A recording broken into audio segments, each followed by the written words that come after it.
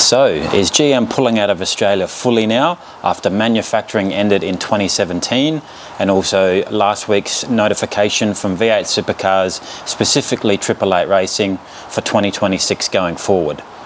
Well, in today's video I'll go through what GM has announced. My name is Matt and you're watching Curtis LSA YouTube channel. So 888 Racing / Red Bull Racing was the GM / Holden product homologation team. Always struggled to say that word for the last sort of 10-15 years. Before that they were the Vodafone team, but the last sort of 10 odd years have been the 888 / Red Bull Racing. Red Bull Racing announced they're moving to the Ford Mustang from 2026 onwards. So if you're not sure what V8 Supercars is, never heard of it, never seen it, never watched it before, what it is a racing series in Australia. Predominantly Ford and Holden for the last 25 years. There was other manufacturers in it before then. So after the rules and regulations from pretty much mid-90s onwards, it was predominantly Ford and Holden going forward. So without further ado, let's get to what GM has actually said. I actually put the link in the description, which is actually on the V8 Supercars website, but I'm actually going to read it here with you, what they announced. So the actual announcement is right here. I'm going to put the screen captures up, and I'm actually going to read it to you as well. GM Motorsport has finally committed to competing in the Repco Supercars Championship beyond 2026, following 888's defection to Ford. On the eve of the 2025 Repco Supercars Championship, Ford and 888 Racing Engineering announced they are going to join forces from next season, being 2026. 888 is currently nominated the homologation, as I said I always get that word wrong, team for General Motors and Supercars, and spearheaded the design on the Gen 3 Chevrolet Camaro supercar. Ford has expressed its desire to nominate 888 as its new homologation team in supercars, which is subject to a vote from teams, obviously. GM executives spoke to the media on the eve of the first round of the 2025 V8 Supercar Series in Sydney, insisting that GM has plans to reset and bounce back in the sport in a very profound way. So still reading from the actual announcement from GM officials, we are committed to supercars in sport. We are committed to the V8 Supercars. We already signed agreements with supercars for the following few years, said Jess Ballier, Managing Director, GM Australia and New Zealand, which is GM Anzac or something now. We're still very much committed to loving being part of the sport, GM through many different lenses, having been part of supercars and motorsport industry here in Australia for the last 70 years. And when you look at what we bring to the market here within Australia and also New Zealand for the GM SV standpoint, we know that a lot of our customers are very passionate about the sport as well moving forward. These are circumstances that we're not accustomed to. We are collectively with the Chevrolet racing teams below average losers. I'm not sure what that means.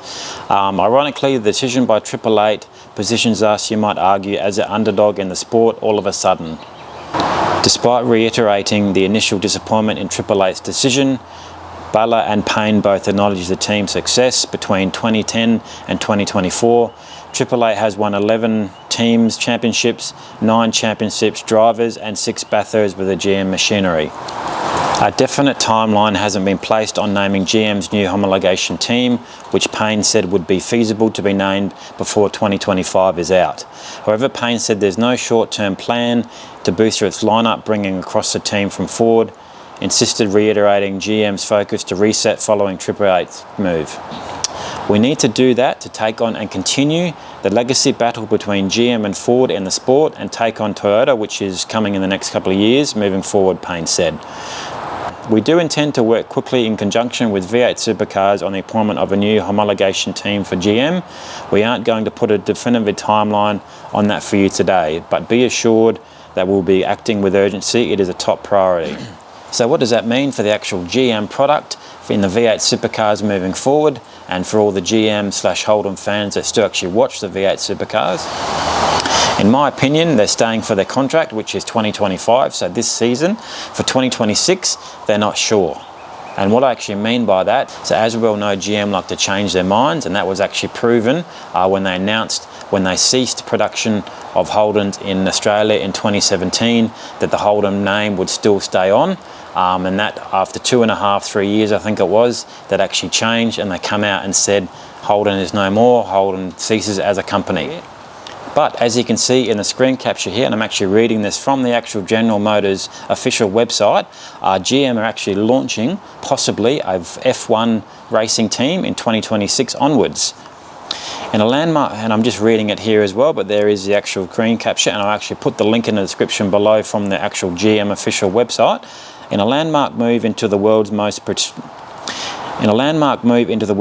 prestigious motorsport competition, General Motors and TWG Global have reached an agreement in principle with Formula One to bring a Cadillac team into the series from 2026 onwards.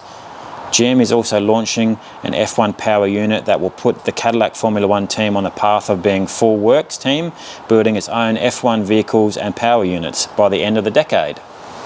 So there could be a future in GM with motorsport, with that actual announcement there that you just saw, and the actual link in the description to the actual GM official website on their F1 team for 2026 going forward. So there may be hope for the GM product in racing and motorsport still in the near future. Who knows? So that's unfortunately upset a lot of GM/Holden fans, moving to the enemy, as you want to call it. Personally, I can see that that's going to end the series from moving forward from 2026 onwards. I'm actually struggling to see how V8 Supercars are still going after, Ford, Australia and Holden ended manufacturing in 2017, and then now obviously ended the race cars. And yes, I'm aware that the Ford and Holden teams were not OEM products from the manufacturer. They were just a race engine with a Commodore and a Falcon body. So Red Bull/888 Racing moving to Ford Mustang from 2026 onwards might actually have something to do with a Red Bull F1 racing team.